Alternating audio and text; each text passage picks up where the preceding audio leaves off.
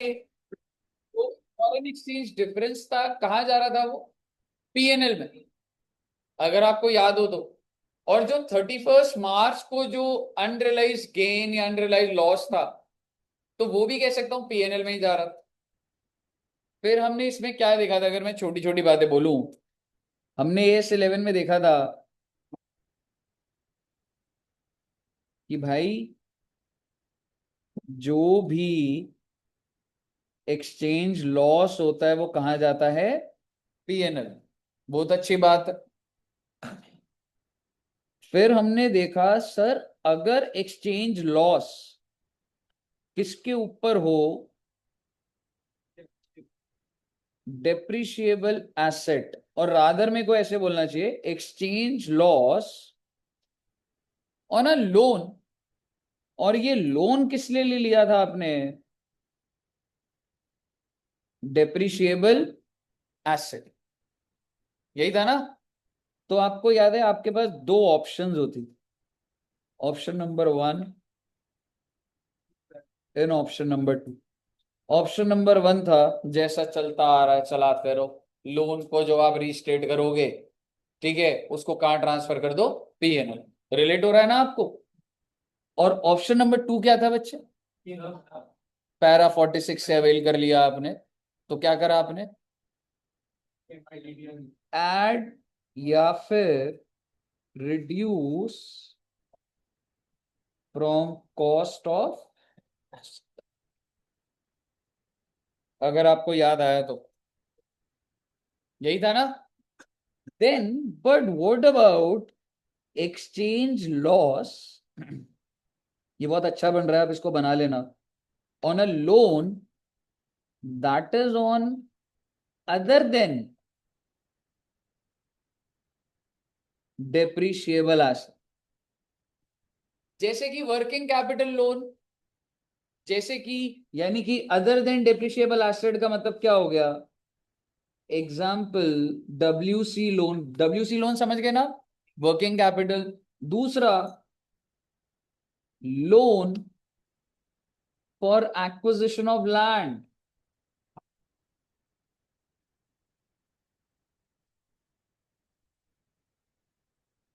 इस केस में भी मैंने लास्ट क्लास में से पूरा नहीं बोला था, अब समझ आएगा। You have option number 1, that is भाई जैसा चल रहा है चलते रहने देना, पीएनएल में जाने दो इसको। और दूसरा ऑप्शन क्या है बच्चे? Foreign currency monetary item translation difference reserve बोल लो या अकाउंट बोल लो। और भाई ये आप किसके नीचे दिखाओगे? Under reserves and surplus. चाहे बैलेंस डेबिट हो चाहे क्रेडिट हो, उससे कोई लेना देना। अगर मैं आपसे बात करूं, तो अगर मैं आपको बोलूं कि अगर मैं थियोरेटिकल लेवल पे हमने जो केसेस बनाए थे, इससे ऊपर नहीं थे बेटे वो।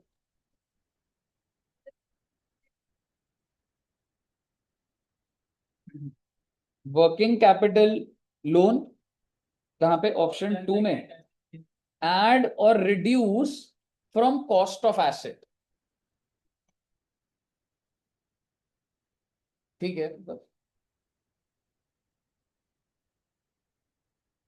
ऐड और reduce from cost of asset. If I tell you, ये पूरा का पूरा समरी बन गया बच्चे आपका। ठीक है, इसको बना लेना, मतलब इसी के अंदर ही सारी बातें आ रही हैं। हाँ, foreign currency monetary item translation difference reserve.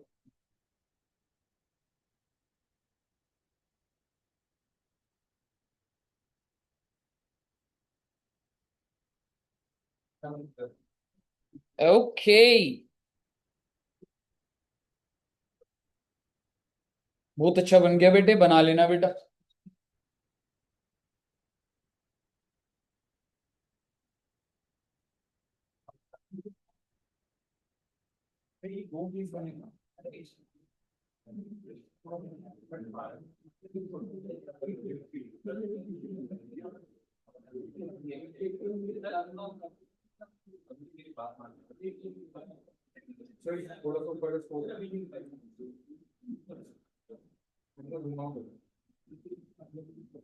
बना लेना बेटे, बहुत अच्छा बन गया ये।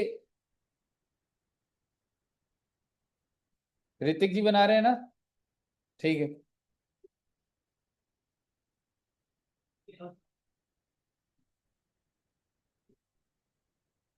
ऋतिक जी कितने नंबर आए?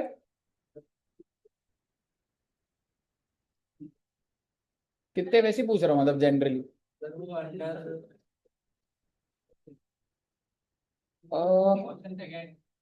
Under reserves and surplus. थोड़ा मतलब हैंड राइटिंग का थोड़ा सा इशू है, पर आप पूछ लीजिए, बता दो। Option reduce.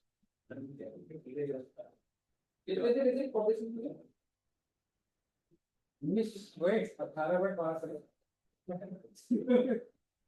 चुनने का सही है।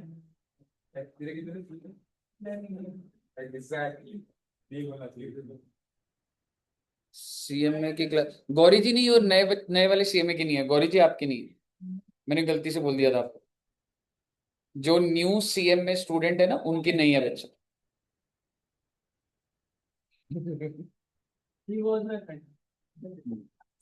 हाँ ऐसे ही होता है बेटे, नंबर कम आते हैं ना तो दोस्ती भी टूट जाती है। कॉन्टेस्ट लेकिन पहले ही क्या था, तोड़ दिया था। हाँ, रेस टू 10। बुरी हालत है बेटे।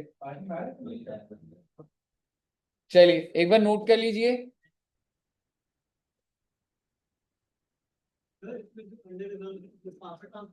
रिजर्व एंड सरप्लस हेडिंग में जाता है।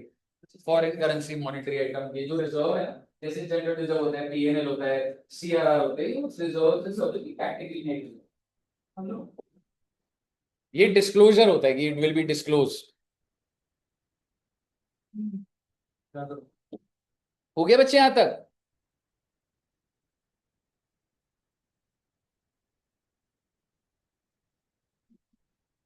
वैसे ना आपको एक चीज बोलूं, अभी आप यहाँ पे लिख लो।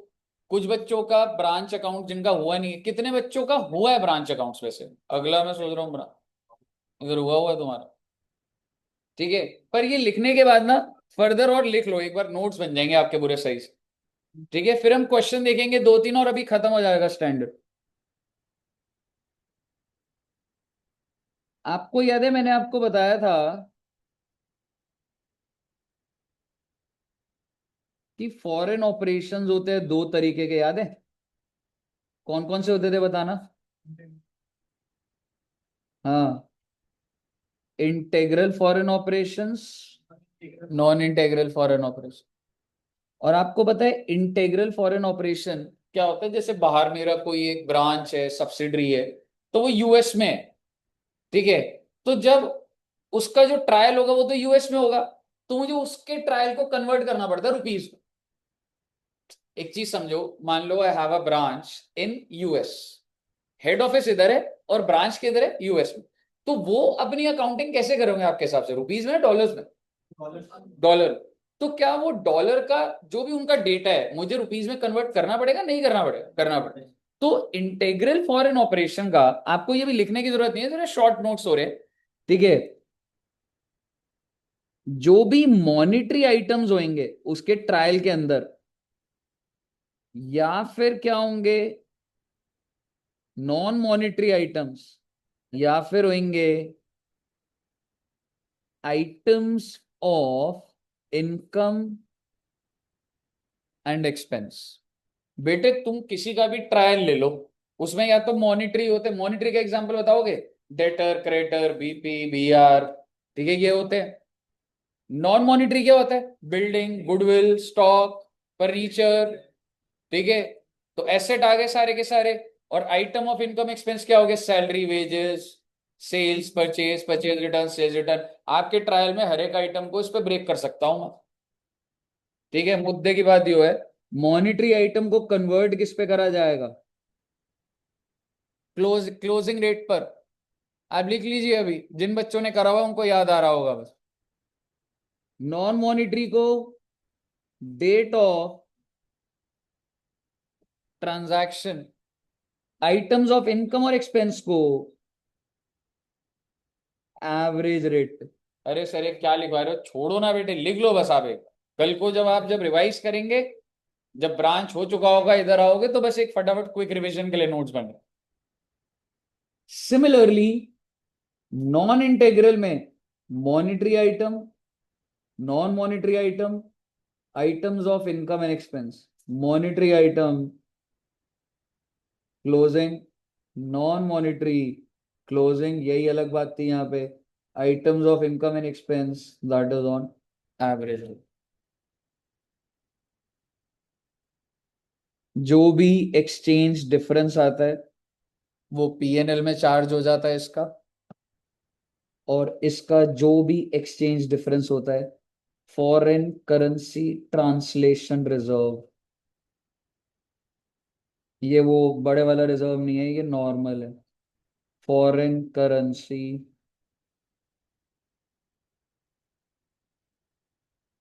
ट्रांसलेशन रिजर्व, लिख लीजिएगा इसको, क्योंकि अब सारी बातें डल रही थी तो इसलिए मैं आपका ये नोट्स बनाने लग गया अब।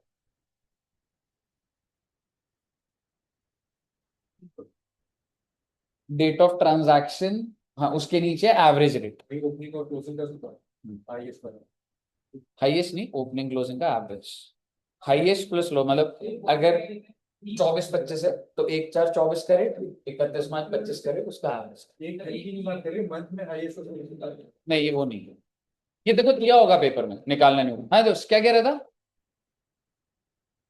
एक्सचेंज डिफरेंस, ठीक है ध्यान से, अगर नहीं पता लग रहा तो ऐसे पूछ लेना, मतलब ऐसे ही। सर वही है ना, अगर आपका रेट कम हो गया तो प्रॉफिट एंड लॉस रेट में हो जाएगा बिल्कुल नुकसान है वो, क्योंकि जब तू ट्रायल को अलग अलग रेट्स पर वो करता है तो बेसिकली गैप तो आएगा ही, तो वो गैप या तो पीएनएल में चला जाएगा। फाइनेंशियल एंड एंड पे जो आप अपना 1 मिनट दो मुझे, हाँ जी।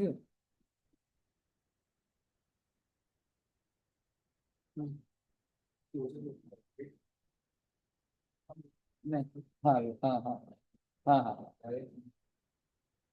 फ्रेम नहीं दिखना चाहिए, कवर्ड रहना चाहिए, सामने से, हाँ सामने से नहीं दिखना चाहिए, हाँ हाँ हाँ बिल्कुल बिल्कुल, ठीक है, भेज दो आज शाम को, भेज दो आप सीधा, हाँ हाँ बिल्कुल बिल्कुल, ठीक है, ओके।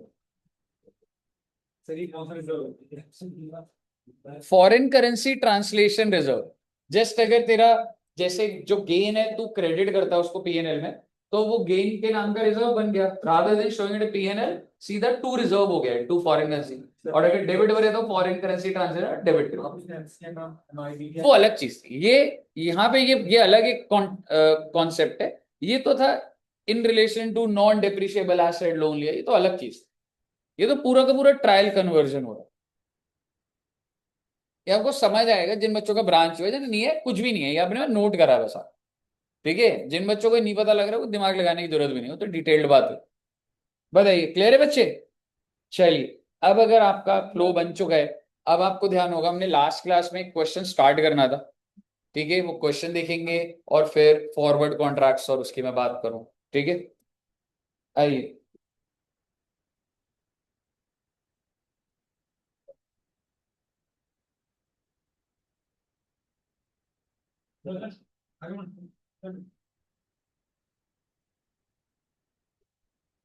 क्या हुआ, ओह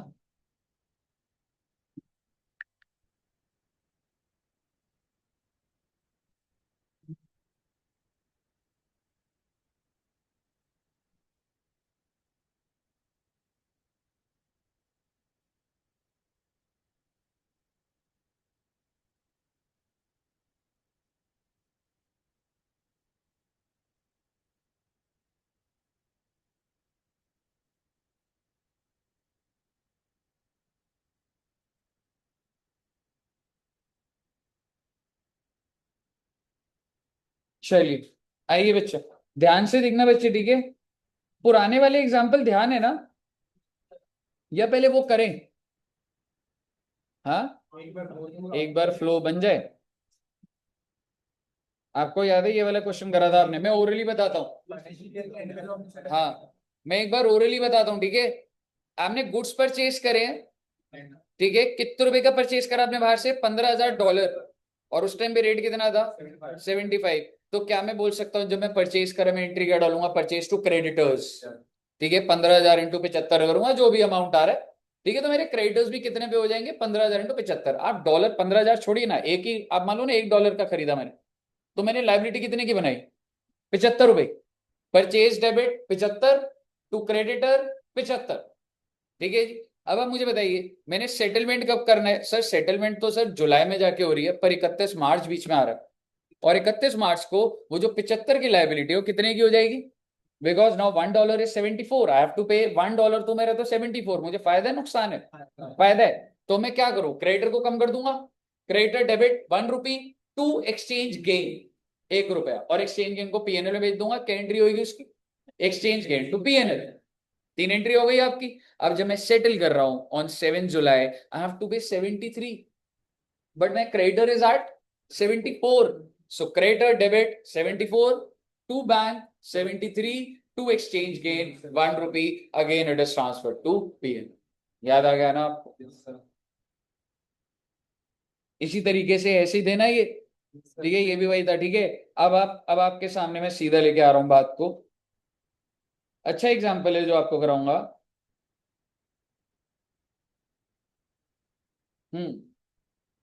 चलिए अब एक बार ये वाला देखते हैं। A Limited borrowed 10,000 US dollar in foreign currency on 1st April at 5%। बातें लिख भी लेंगे, क्या आप लिख सकते हैं कि लोन कितने का है, $10,000 लिख दीजिएगा, $10,000 का रेट है, सॉरी लोन है।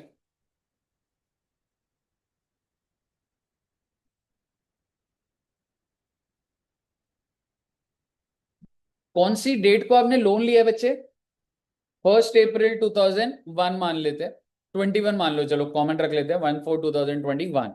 And what is the rate of interest per annum, and देखिए and acquired a depreciable asset.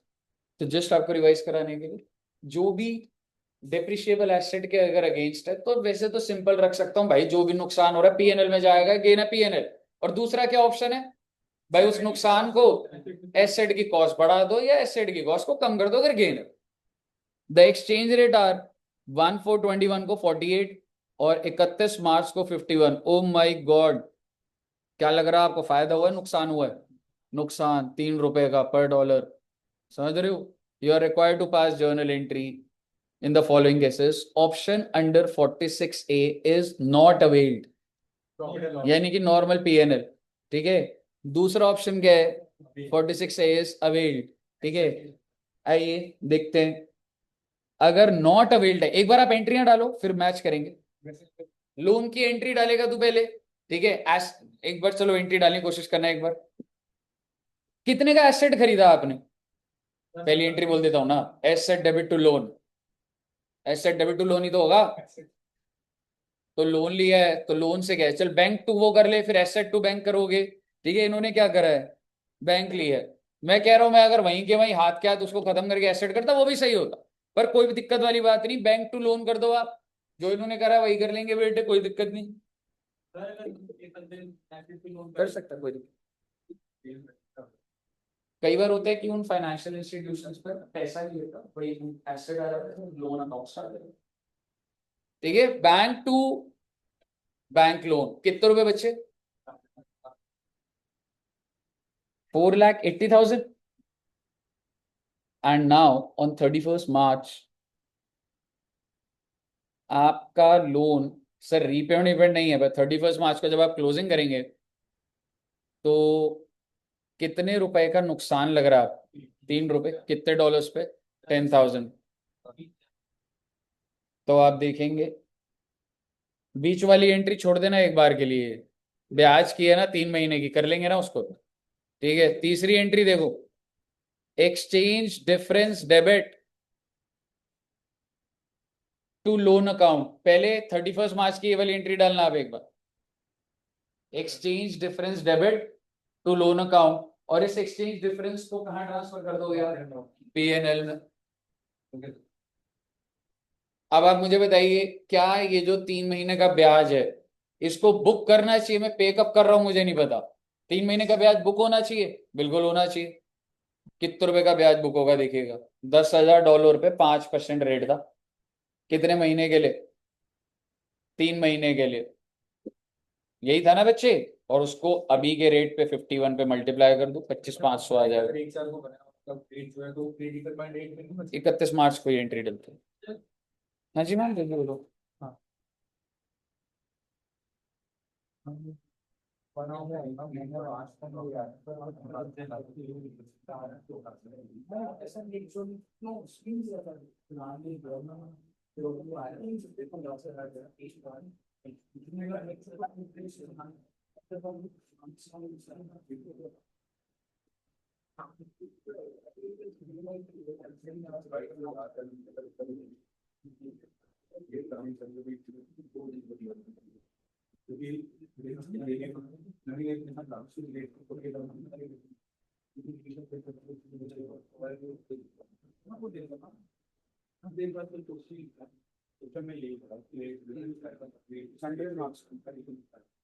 हाँ जी बच्चे, 3 महीने का करा है नहीं करा इन्होंने? 1 जनवरी से लेके, ओहो आई एम सो सॉरी, 1 अप्रैल से 1 साल पूरा ही तो हो गया। मुझे लगा 1 जनवरी को लोन लिया था। ठीक है, 1 अप्रैल से 31 मार्च 22 का ही तो लोन है, पूरे साल का आ रहा होगा ना बच्चे। ठीक है, 10,000 इंटू 5% और 51, मुझे लगा 3 महीने का। हाँ देख, तू साल के एंड में इंटरेस्ट देगा, ठीक है, तो तू उसी दिन का लेगा, क्यों, लाइबिलिटी भी उसी दिन की है। आप ऐसे हर महीने का खर्चा नहीं बनाना, रियल लाइफ में ऐसे होता है, पर आप यहाँ पे नहीं कर पाओगे ना। तो तू आखिरी दिन इंटरेस्ट की एंट्री डाल रहे, तो तेरा खर्चा कितने का, 10,000 5%, आज का रेट है 50। ऐसे नहीं सकता रियल लाइफ में तो भाई, अगर मैं मंथली क्लोजिंग कर रहा हूँ, मैं मंथली करता हूँ, वो तो अलग चीज। सब्जेक्ट है। हाँ जी, बताइए, क्लियर है बच्चे? हाँ जी, एक बात बता, ये वाली एंट्री क्लियर है, ये भी ट्रांसफर हो गया। अब मुझे बता, पूरे साल का ब्याज देगा नहीं देगा? ठीक है, ब्याज कितना है, $10,000 पे 5% है, कितने डॉलर आया, 500। तेरे को $500 का इंटरेस्ट देना है, ठीक है। तो और रेट क्या लेगा अब तू, 51, क्यों भाई, तू जिस दिन खर्चा रिकॉर्ड कर रहा है उसी दिन का तू रेट ऑफ इंटरेस्ट है। ठीक है, तो तेरी एंट्री क्या हो गई, इंटरेस्ट डेबिट बोल ले, फाइनेंस कॉस्ट बोल ले, टू बैंक बोल। ठीक है, 25,500, 25,500। क्लियर है दोस्त? नॉर्मल इंटरेस्ट की एंट्री है, और इंटरेस्ट को आप लास्ट डे दे रहे हो, तो मैं लास्ट डे का रेट ले रहा हूं। तू अगर ये 30 सितंबर को दे रहा होता, तो मैं 30 सितंबर का रेट लेता भाई, कि आज के दिन इंटरेस्ट का खर्चा है, तो आज के दिन को, और लाइबिलिटी उसी दिन की बना। कहिए, क्लियर है बच्चे? आइए, एंट्रीज लिख ली सब बच्चों ने? कहीं अगर आपको ये लग रहा है, मैं बोल दूं सेफर साइड, सर हमें ब्याज में तो नुकसान हो रहा है, कोई नुकसान नहीं हो रहा भाई, जो चीज बुक नहीं कर रहे थे उसको कोई नुकसान नहीं है। कहीं आप सोचो कि सर 48 का था 51 हो गया, ये सब थोड़ा ना नुकसान बुक करूंगा, तो सीधा सीधा कर दिया मैंने। मैं तो सिर्फ लोन के फ्लक्चुएशन को गेन और नुकसान बोलता हूं। ब्याज आखिरी दिन देना है, $500 जो रेट है, मैंने रेट पकड़ा, मैंने पे कर दिया, खर्चा। कहिए, क्लियर है बच्चे? हाँ, तो फिर करना पड़ता, समझ रहे? क्योंकि तो वो तेरी लाइबिलिटी है जो तू सेटल करेगा। ठीक है, इतनी बातें मत करो बेटे, हेलो, ऐसे भी मत करो, ठीक, इतनी बातें मत करो, ठीक है। आइए, क्लियर है बच्चे? नेक्स्ट पॉइंट क्या था, 46 से अगर आप अवेल करेंगे, तो आपका वो जो खर्चा था वो कहाँ जाएगा, एसेट की कॉस्ट। एक बार आप देखिएगा, तुमने जो लोन लिया था, कह सकता हूं यही एंट्री डाली थी, ब्याज की यही जानी थी एंट्री, डिफरेंस कितने का आया था, वो बेटे इस डिफरेंस को पीएनएल में ना भेज के पीपीई डेबिट कर दिया ना बेटे। आपने जो आखिरी एंट्री जो भी पीएनएल टू एक्सचेंज डिफरेंस करा, इन्होंने एसेट टू एक्सचेंज डिफरेंस कर दिया। आप बोलो सर इतनी लंबी बात कर रहे हो, सीधा इसकी जगह एसेट कर दो बेटे, बात तो वही है। ठीक है, चारों एंट्रियां डाल दीजिएगा दोबारा से।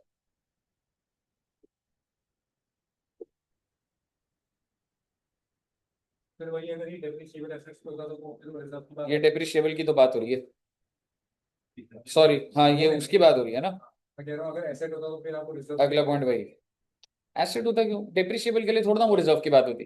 अगला पॉइंट आएगा वो, हाँ वो अदर देन उसके लिए था।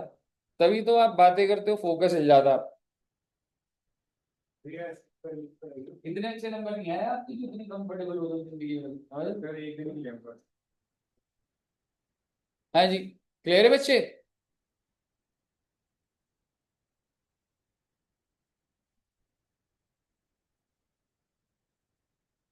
लिखो एंट्रीज। लास्ट पॉइंट नहीं बताना चाहिए था आपको सर।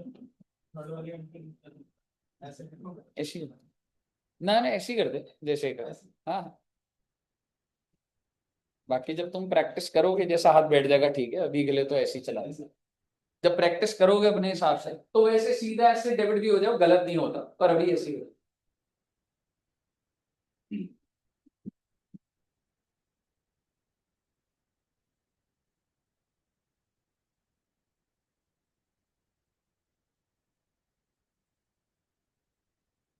दिखाना एंट्री कैसे करें।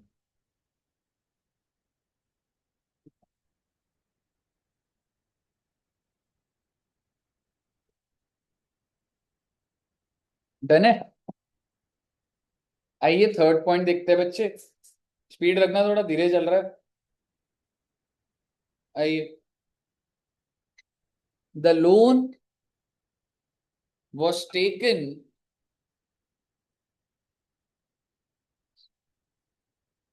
to finance the operations of entity. Okay, हमने जो लोन लिया है वो वर्किंग कैपिटल टाइप की, कुछ काम चलाने के लिए, ऐसे कोई एसेट नहीं खरीद। तो इसकी वजह से जो डिफरेंस आया हो, ब्याज की बात थोड़ा ना हो रही है, ब्याज तो सीधा खर्चे में डाल दूंगा। लोन के ऊपर वो जो 3 रुपए का, जो 30,000 रुपए का है, वो कहां भेजू। अब यहीं पे तो दो ऑप्शन कि मैंने 46A अवेल्ड है या नॉट अवेल्ड। पर आप समझिए, अगर तो 46 से नॉट अवेल्ड होता, नॉट अवेल्ड, तो मैं पीएनएल में डाल देता, और अगर अवेल्ड है तो मैं foreign currency monetary item translation difference reserve में डाल। अब ये क्वेश्चन क्या बोल रहा है, क्वेश्चन ने कुछ नहीं बोला। आप अगर चाहते तो पेपर में दोनों ऑप्शन लिख सकते हो। इस मॉड्यूल के अंदर अभी जो आंसर है वो ये है, that 46 is availed. Availed.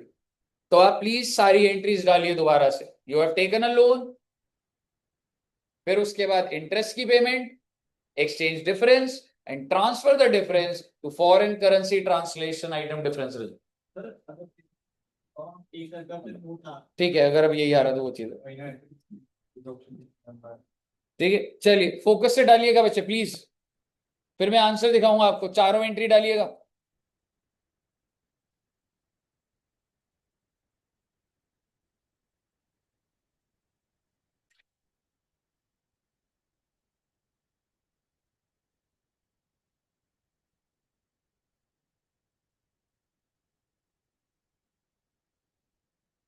Answer भी स्क्रीन पर रख देता हूं, it will help you. Refer भी कर लेंगे बच्चे।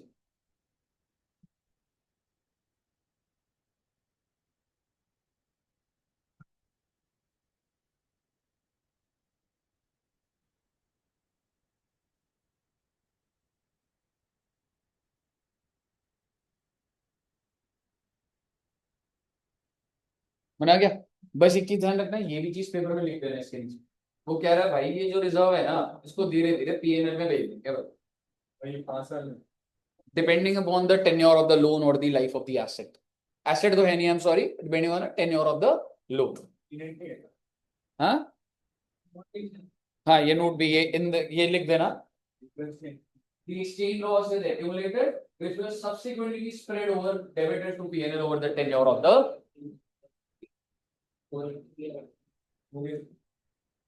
समझ आ गया बच्चों को।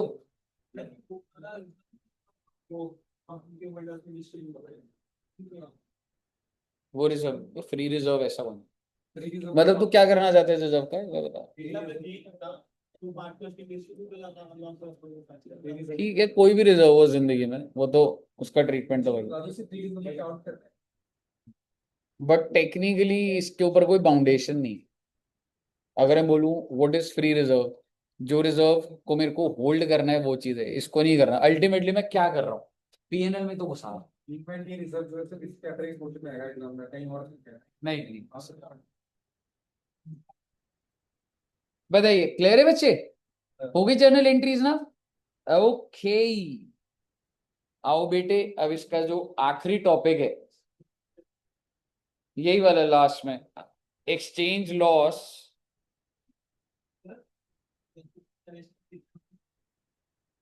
हाँ जी, हाँ कर देना रेप्लिकेट। यहाँ कम नंबर आने में और इंस्टीट्यूट के कम नंबर आने में बहुत फर्क होता है, उसमें अटेम्प्ट लग जाती है, यहाँ नहीं है ऐसा। चलिए, अरे ब्रो,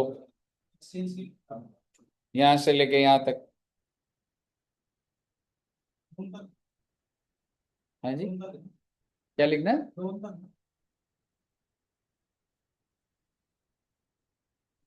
बस रेडी, फॉरवर्ड कॉन्ट्रैक्ट्स रह गए और फिर आपका AS11 डन है सारा का सारा। ठीक है, और उसमें स्पेक्युलेटिव या नॉन स्पेक्युलेटिव होता है, कोई बात। मजाक कर रहा हूँ। ऐसे कर मैसेज आएगा सबको, सारे बच्चों को ना। हाँ, मेरे घर के बाहर बैनर लगे हुए थे सर हमारे आप ही के बच्चों को टारगेट कर रहे हैं।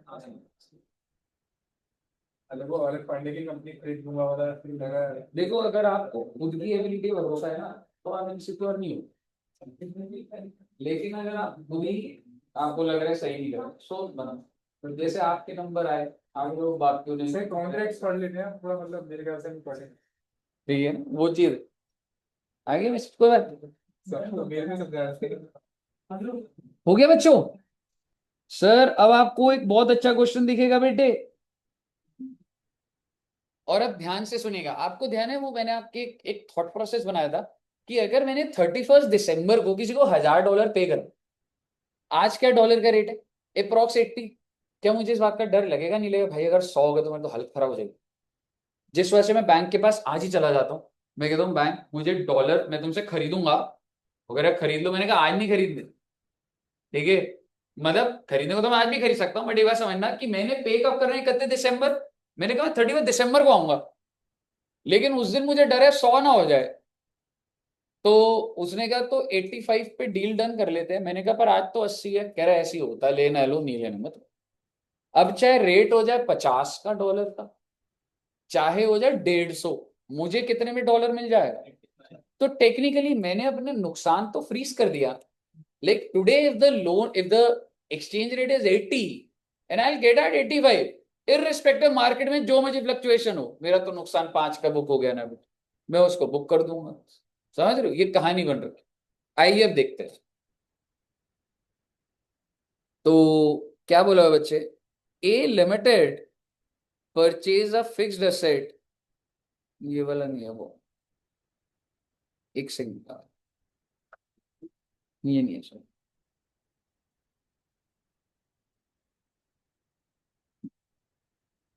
चलिए ये बच्चे, Rao limited purchased a plant for $1 lakh on 1 फरवरी 2021। आपने एक प्लांट परचेज करा, कितने डॉलर्स का बच्चे? $1 लाख का। कौन से दिन? Do you think this is speculative transaction? No. आपकी जरूरत है, आप एक प्लांट परचेज कर रहे हो $1 लाख का। अब आपने जिससे भी लोगे उसको $1 लाख वापस करने हैं, और अब आपको डर लग रहा। तो ये कोई आप जस्ट ट्रेड करने के लिए थोड़ा ना कर रहे हो, आपकी जरूरत है। तो ये वाला जो केस है ना, ये नॉन स्पेक्युलेटिव वाला है बच्चा, आपके धंधे की जरूरत है। Payable after how many months? 3 months. Company entered into forward contract for 3 months at 49.1। Company bank के पास गई, उन्होंने बोला मुझे $1 लाख चाहिए 3 महीने बाद। कितने पे फ्रीज हो गई डील? पर सर आज क्या रेट है? एक्सचेंज रेट पर डॉलर ऑन 1 फेब इज 48.8। 1 फरवरी को इसको बोला जाता है स्पॉट रेट, इसको बोला जाता है बच्चे स्पॉट रेट। अब आप मुझे बताइए, how will you recognise the profit और loss on forward contract in the books of Rahul limited? Can you tell me the loss that is being booked on 1 February itself? 0.30 and on how many dollars? This is per dollar. Total number of dollars 1 lakh. So it's the total loss 30,000. इस 30,000 को भाई ऐसा है, 30,000 का नुकसान कितने महीने का है? 3 महीने का है। एग्जैक्टली 2 महीने इस साल में पड़ रहे हैं, एक आगे वाले में पड़ रहा है। 2 महीने का नुकसान पड़ेगा 20-21 में और 10,000 का पड़ेगा 21-22। समझ आ गई आपको बात? अब आंसर देखेंगे। Forward rate minus spot rate premium on contract बोला जाता है। $1,00,000 है, 30,000 का नुकसान आया, कॉन्ट्रैक्ट 3 महीने का है, तो जो 20,000 का है वो फॉर द ईयर एंडेड 31 मार्च 21 हो गया, और जो 10,000 है वो अगले साल में। समझ आ गया आपको? हाँ जी। 20,000 इन दिस ईयर। इस साल में मेरा लॉस डिफाइंड है 30,000। This is over a period of 3 months. इस साल में 2 महीने पड़ रहे तो मैं 20,000 रिकॉर्ड करूंगा। आगे बताइए, क्लियर है बच्चे? एक बार इसको इसी तरीके से लिख लीजिए प्लीज। नहीं, सिर्फ आपको पेपर में इतना ही हो यार, जर्नल एंट्री का, फॉरवर्ड रेट वाले का नहीं है। ठीक है, फॉरवर्ड रेट क्या था, स्पॉट रेट क्या था, वो देखो। हाँ, अगला स्पेकुलेशन, उसके अंदर इमीडिएट रिकॉर्ड होता है जब मतलब सेल करता है कुछ है। हाँ, नहीं उसमें नहीं होता।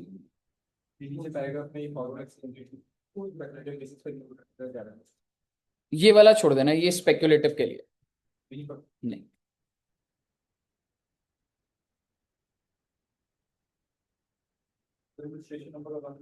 इलस्ट्रेशन 4 बस बेटे, इसके बाद लास्ट इलस्ट्रेशन है और आपका इलस्ट्रेशन AS11 सारा का सारा डन।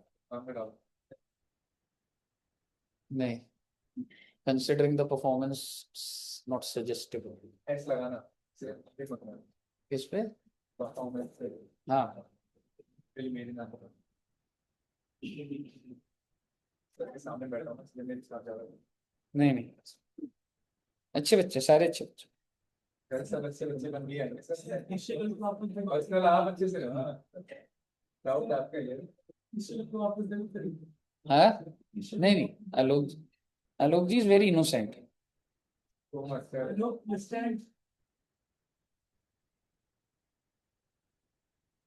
है जी बच्चे। सर कहते हैं मैम भी आ रही, तभी आप मंगवा नहीं, मैम नहीं होनी तो फिर तो अलग ही बात थी। मैम का अभी देखते हैं, कंफर्म नहीं है। आप रोक रहे हो? नहीं नहीं, मैं तो क्या, मैं देखूंगा इनाया रुद्रांशु आएंगे तो। ओके, हो गया बच्चों?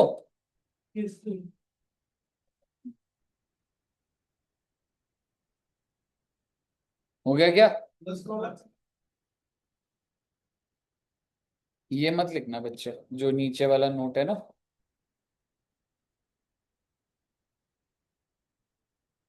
छा गए बेटे, छा गए आप।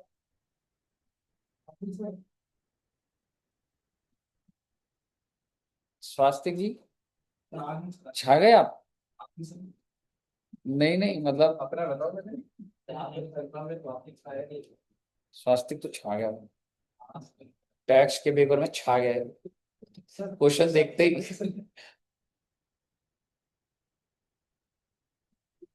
सारे बच्चे चलिए,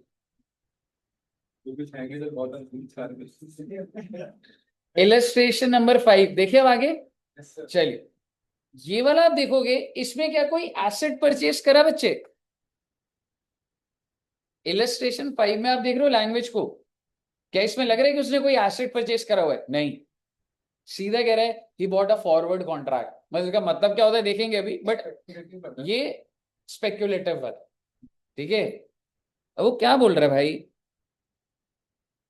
mister A bought a forward contract. Sir bought का मतलब क्या होता है देखेंगे।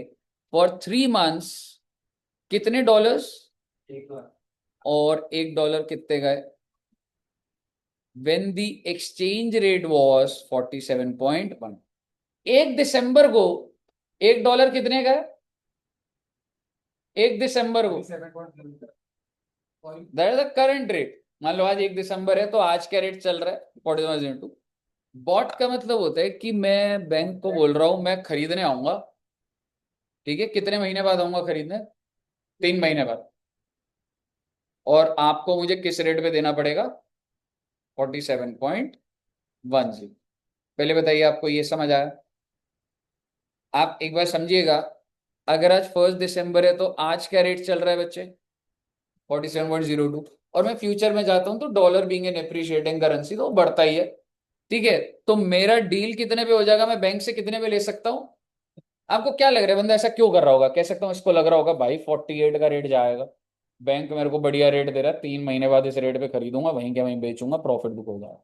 यही तो आपको क्या ये लग रहा है कि 45 का हो जाएगा? तो आप भाई बड़े बड़े फॉरेन करेंसी एक्सपर्ट होते हैं, बैंक का अपना प्रोफेशनल लॉजिक्स हैं, और बड़ी बड़ी इंस्टीट्यूशंस के अलग लॉजिक्स भी हो सकते।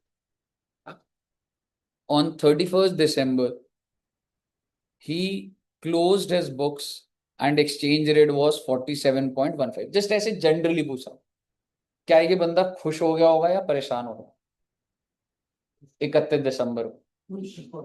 अरे भाई 47.10 पे मिलने वाली चीज आज 47.15 है, ऐसी चलता रहे तो फायदा हो गया मेरे को। लेकिन मेरे को जब साल एंड होगा मेरे को कोई गेन कोई नुकसान बुक नहीं। On 31st January he decided to sell the contract at 47। उसने बेटे बेच दिया इस कॉन्ट्रैक्ट, यानी कि उसने डॉलर को बेच दिए। कितने रुपए का? आप मुझे बताइए, इसका मतलब what is the sale price? 47.18। According to you what will be the cost?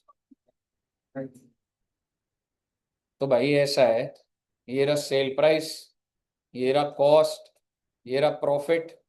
Total profit कितना हो गया? 8,000 का। और क्या लिख रहा है बेटे? 8,000 कहाँ रिकॉर्ड होगा भाई? जिस दिन तुमने बेच दिया उस दिन प्रॉफिट बुक कर लो भाई।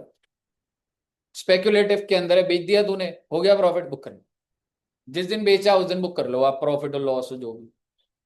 इसके अंदर वो झमेला नहीं है 31 मार्च को देखना है किस पीरियड का, कुछ नहीं है। स्पेक्युलेटिव के अंदर तेरी खरीद कितने की है, तूने बेचा कितने का, जिस दिन बेचा प्रॉफिट या लॉस बुक कर लो इसको। क्लियर है बच्चे? अब एक बार आप इसको रीड कर लीजिए और इसको बना दीजिएगा। तो इसमें हम ये जो रिवर्स मार्क ईयर एंडिंग का जो हम लॉस और गेन बुक करते हैं उसके नहीं करते तो लायबिलिटी की तरह से रिकॉग्नाइज हो ही नहीं ना हमारी। कॉन्ट्रैक्ट में एंटर्ड है डिटरमाइंड प्राइस और कह सकते हैं कि बुक्स में कोई एंट्री भी नहीं है। मैं तो ऑलरेडी प्राइस एंटर कर दूंगा, मैं तो उसको रिकॉग्नाइज कर यार कंजर्वेटिज्म के एंगल से करने को तो कर सकते थे, बस इन्होंने नहीं, मतलब वो सिस्टम अपडेट करना था। हाँ मतलब वो है, मतलब कुछ ना कुछ तो लॉजिक से हो सकता था, बट ठीक है स्पेक्युलेटिव के अंदर सीधा when you when the deal is closed तो तभी तू प्रॉफिट या लॉस बुक कर। या तो इसे कंटिजेंट कह लो पर कह सकता है कंटिजेंट भी कह सकता है। ठीक है, एक बार नोट कर लेना बच्चा, बस नहीं AS11 में इतना ही है। ट्रांस करो ब्रांच तो हो गया था। तो साथ में करवाओगे कस्टमर दिया हाँ ऐसा भी हो जाता है, सेल का कॉन्ट्रैक्ट हो गया, 2 कॉन्ट्रैक्ट एग्जीक्यूट हो गया मेरे, तो वो मतलब ठीक है उसको हम बोल दिया 1 महीने बाद ले लियो, मिलेगा तो उतने का ही। तेरा सेल प्राइस फिक्स हो गया, तेरी कॉस्ट फिक्स हो गई, प्रॉफिट तो अब रजिस्टर्ड हो गया तेरा। अब मार्केट में फ्लक्चुएशन जो मर्जी चलती रहे, तेरा तो कॉन्ट्रैक्ट प्राइस फिक्स्ड है दोनों लेवल पर। बताइए क्लियर है बच्चे? तो सर जी ये आपका सारा का सारा AS11 था जी। अब आप इसको किसी भी एंगल से लेफ्ट राइट कहीं से भी देख सकते हो बेटे, CMA के मॉड्यूल में हो, ठीक है, या आपके PYQs हो या कहीं हो, तो आपको समझ आ जाएगा सारा। सर इन केसेस में तो बढ़ रहा है ऐसे कॉन्ट्रैक्ट प्राइस के बाद अगर कम हुआ तो लॉस होगा तो लॉस बुक कर ले। तूने उसको बेचा 45 रुपए पे, लॉस का बीच यार मजबूरी हो सकती है, ऐसा थोड़ा ना होता है। तेरे को लग रहा है भाई ये तो और गिरता जाएगा गिरता जाएगा, स्टॉप लॉस क्या होता है? स्टॉक मार्केट में कोई लॉस पे क्यों बेचता है? इस डर पे कि और गिरता जाएगा। समझ रहे? तो हो सकता है तेरे को मार्केट में बायर अच्छा मिला, तूने उसको बेच दिया इतने रुपए पे, अगर नहीं बढ़ा होता तो भी तेरे को बेचना तो है ही कुछ टाइम बाद, या वो चीज है। हम्म, बताइए क्लियर है बच्चे? ओके, तो अब आप अगला स्टैंडर्ड करना चाहते हो या टैक्स से शुरू करूं? है ना? सर वो कल की प्रिपरेशन करनी है ना। बेटे देखो, हाँ सर वो पेंट खरीदने जा रहा है। अभी आपने कहा था ना चाहिए आपको। नहीं मेरे पीछे की बात करते हैं सर, देख लो क्या। नहीं, कोई बात नहीं, आप पढ़ाई कर लो बेटे, यही सबसे बड़ा गिफ्ट है। पार्टी भी मतलब। ठीक है, चलिए तो इतना रखते हैं बच्चे, और फिर मैं जो टैक्स है वो बाकी बच्चों को करा देता हूँ, और AS11 थोड़ा सा तो हैवी था ही। ठीक है, तो यहाँ तक